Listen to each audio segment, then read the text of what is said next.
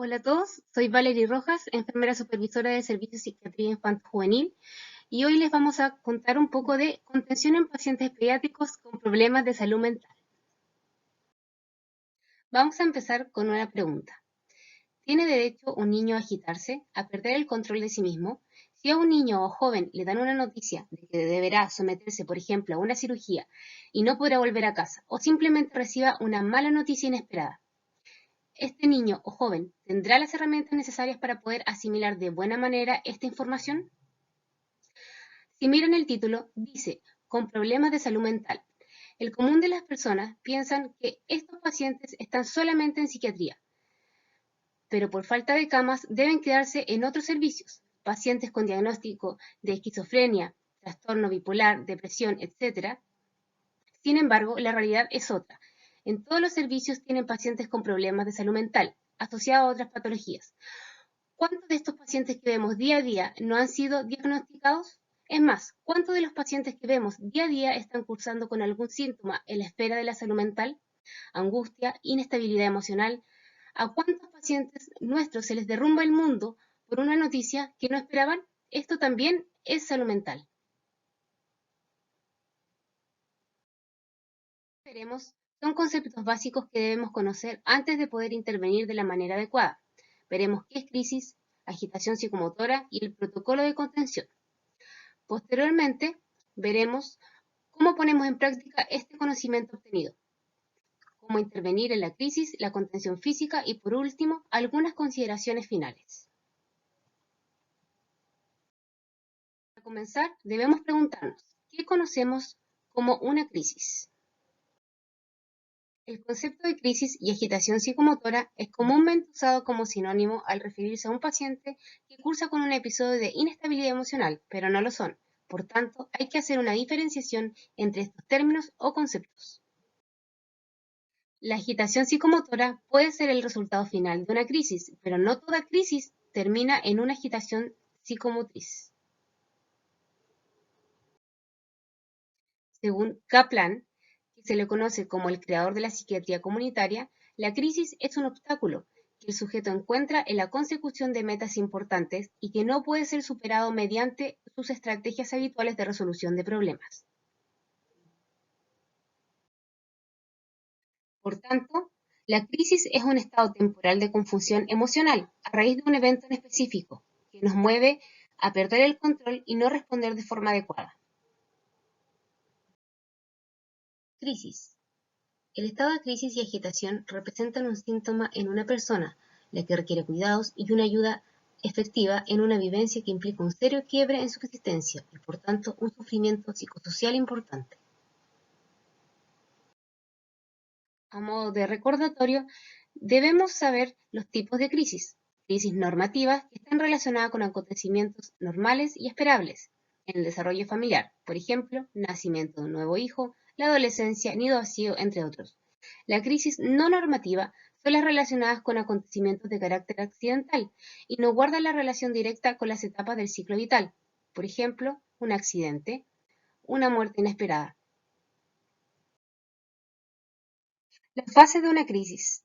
Fase 1. La persona experimenta el inicio de la tensión e intenta poner en práctica los métodos de resolución de problemas que han venido utilizando hasta entonces para recuperar su equilibrio emocional.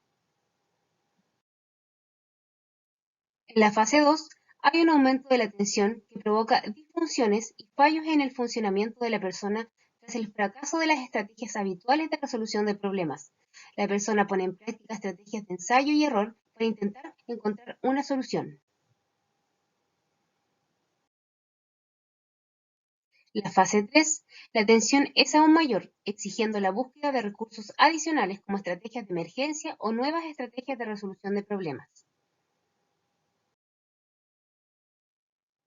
En la fase 4 aparece cuando no se ha resuelto el problema en las fases anteriores y puede dar lugar a la aparición de trastornos emocionales y a la desorganización de la personalidad.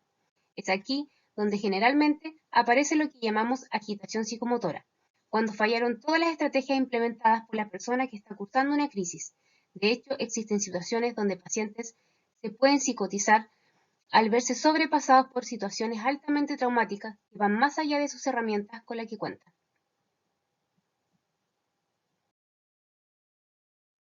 Es en la fase 2 y 3 donde es más efectivo intervenir a un paciente, ya que aún está buscando nuevas estrategias para poder manejar la crisis. En este punto, ya el paciente necesita ayuda de terceros, por ejemplo, indicarle que respire profundo y llevarlo a un lugar tranquilo. Continuamos con agitación psicomotora. ¿Qué es la agitación psicomotora? Clínicamente se presenta como un cuadro de inicio abrupto con alteraciones cognitivas, corporamentales y en el nivel de conciencia, desorientación, incoherencia, agitación, problemas de memoria, atención y lenguaje inadecuado.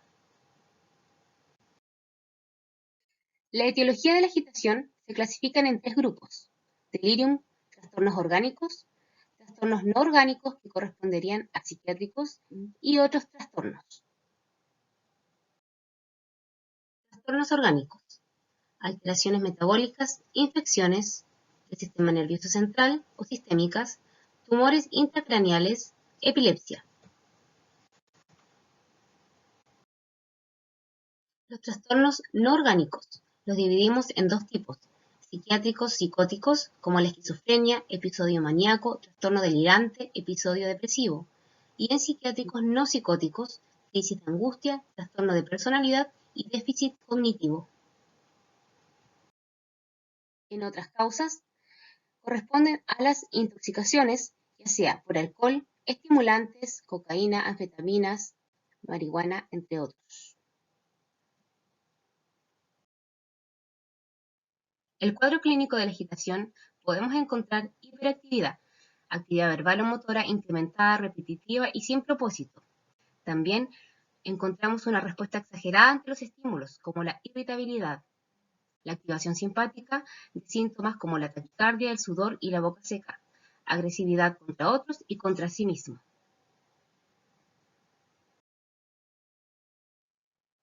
Las señales de alarma: el discurso hostil o suspicaz, volumen progresivamente alto, invasión del espacio personal del entrevistador, cambio súbito de conducta, intranquilidad, labilidad emocional, ceño fruncido, labios apretados, manos en puño.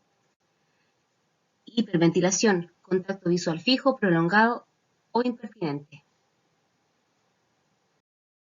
Protocolo de contención.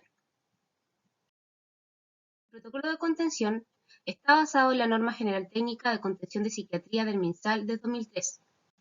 Esta nos muestra las etapas de una contención: contención emocional, contención ambiental, contención farmacológica y contención mecánica. La contención emocional es un procedimiento que tiene como objetivo tranquilizar y estimular la confianza de la persona que se encuentra afectada por una fuerte crisis emocional, la que puede derivar en conductas perturbadoras. Palabras claves: escuchar, persuadir. La contención ambiental, hoy en día, es un conjunto de acciones realizadas por el equipo que contemplan espacios adecuados, una buena disposición del personal, control de los estímulos visuales, auditivos y desplazamientos, lo que busca promover confianzas mutuas, una rápida y eficaz actuación del equipo clínico y aminorar el cuadro de agitación que se presenta. La contención ambiental no es aislar al paciente, sino llevarlo a un entorno seguro para poder trabajar con él. La palabra clave acá es aplacar. Contención farmacológica. Es el procedimiento clínico de tipo invasivo que contempla administrar una sustancia en el cuerpo de la persona agitada o alterada por crisis emocional con el objetivo de aliviar sintomatología para continuar con el tratamiento del cuadro de base. En la medida que el estado de conciencia del paciente lo permite, se le debe explicar en detalle el procedimiento, sus objetivos, consecuencias y derivaciones. La contención física o mecánica es el procedimiento usado como último recurso frente a la agitación psicofísica o una fuerte pérdida del control de impulsos, con la finalidad de evitar auto y heteroagresiones. Consiste en la limitación y o privación de la posibilidad de movimiento y o desplazamiento físico de la persona afectada, con técnicas especiales o elementos mecánicos. Hay que considerar que la contención física debe ser utilizada después de que hayan pasado las otras etapas que ya habíamos mencionado anteriormente, que es la ambiental, la emocional y la farmacológica. La contención físico-mecánica debe ser indicada por médico. Palabras claves: proteger. En crisis. En este paso vamos a ver cómo llevamos a la práctica lo pasado anteriormente. Paso 1. Hacer contacto psicológico. Lo principal es que el niño se sienta escuchado, comprendido, aceptado y apoyado, así como también reducir la intensidad de la angustia emocional. Buscar un contexto adecuado e inmediato para entregar el apoyo, con privacidad, en un lugar sin potenciales riesgos físicos para el niño, y tener tiempo, tener siempre a otro profesional de apoyo cercano. Para hacer el primer contacto, podremos utilizar algunas de estas preguntas. Por ejemplo, ¿quién te hizo eso? ¿Dónde te pasó? Esto nos ayudará para poder abrir un diálogo con el afectado.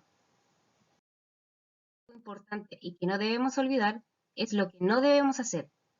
Por ejemplo, contar nuestra propia historia, hacer bromas o ironizar el problema, minimizar sus emociones, estar apurado, no estar atento a lo que dice el niño, mostrarse nervioso o excesivamente preocupado, intentar cambiar el foco de atención, no tener miedo al silencio. Una mala respuesta en este punto puede hacer que la activación afectiva de la paciente o del paciente incremente. En el paso 2, debemos saturar las dimensiones del problema. Acá vamos a trabajar hacia un orden jerárquico de las necesidades de la persona. Vamos a dividirlas en dos categorías: conflictos que necesitan manejarse de manera inmediata y conflictos que pueden dejarse para después. Con la información obtenida, podemos hacer las siguientes preguntas. ¿Crees que esto va a seguir así? ¿Qué quieres primero hacer para estar mejor? En el paso 2, ¿qué no debemos hacer?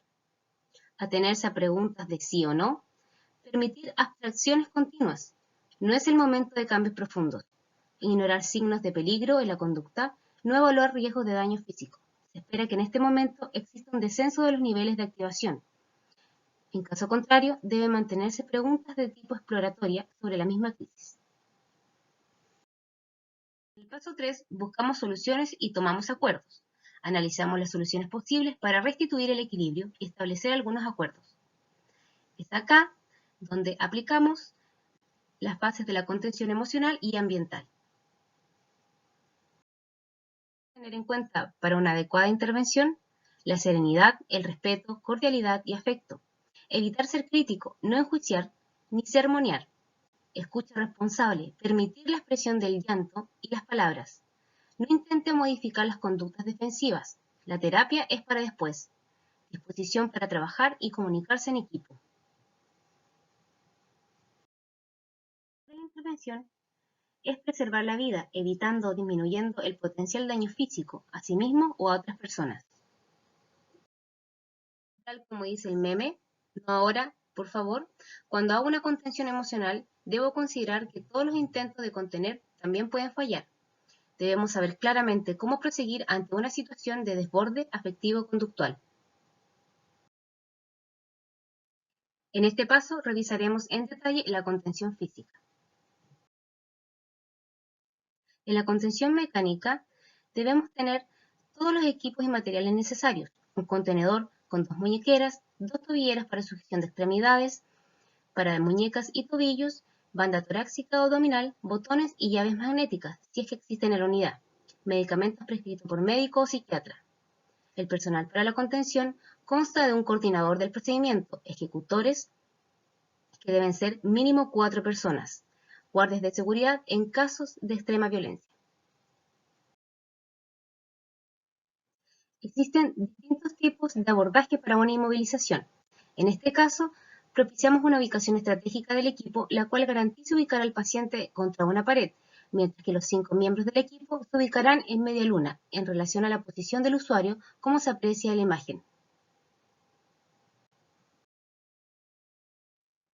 El líder del equipo que realizará la maniobra de inmovilización debe posicionarse frente al paciente e idealmente debe ocupar la posición identificada con el número 3.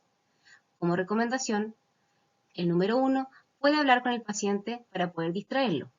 De esta manera se procede de manera conjunta y coordinada. Los miembros del equipo correspondiente a los números 1 y 5 inmovilizan miembros superiores, mientras el 2 y el 4 los inferiores. El número 3 debe proteger la cabeza para evitar lesiones del paciente o miembros del equipo. El paciente debe ser tomado por detrás en forma imprevista. Si está deambulando, se tumbará en decúbito supino. Una vez contenido, el paciente se traslada a una cama, a la cual se hará la sujeción utilizando los inmovilizadores correspondientes. En esta imagen podemos ver a cada funcionario sujetando una extremidad. Las extremidades inferiores se sostendrán presionando por encima de la rodilla y tobillos, nunca forzando ni apretando las articulaciones, por riesgo de lesión. Se debe sujetar también la cabeza del paciente por detrás para evitar ser mordido. Medidas de prevención de eventos adversos asociados a contención física, según el protocolo. Verificar siempre el ajuste de la contención, de modo que exista un espacio de un dedo entre piel de paciente y contención. Revisar y asegurar que la contención permite una adecuada protección a la piel. Revisar como mínimo 2 veces al día el estado de la piel del paciente en la zona contenida y registrar en hoja de enfermería, ya que lo más adecuado es la evaluación de las zonas de sujeción cada 4 horas. No colocar contenciones en zonas de piel dañadas o con vías venosas periféricas. Retirar la contención cuando cese la indicación. Sujetar la contención en el borde del catre o en partes firmes de este y no en las barandas. Monitorizar los signos de compresión, coloración y temperatura de la piel, pulsos periféricos, higiene capilar, sensibilidad de la piel con la frecuencia que estime la valoración y programación de enfermería o matronería. En caso de que la contención se mantenga por tiempo prolongado, asistir al paciente en sus necesidades básicas. El retiro de las contenciones será de forma gradual, cuando los fármacos administrados hayan realizado su efecto y se valora al paciente en disminución de la agitación. Primero, retirar la sujeción de la extremidad superior, no dominante e inferior contralateral. Se retirará completamente cuando el nivel de la agitación sea cero. En condiciones ideales, una contención física no debería durar más de 2 horas.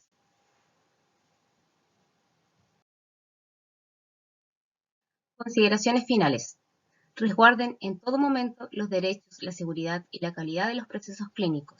Mantener siempre el respeto y la dignidad de nuestros pacientes.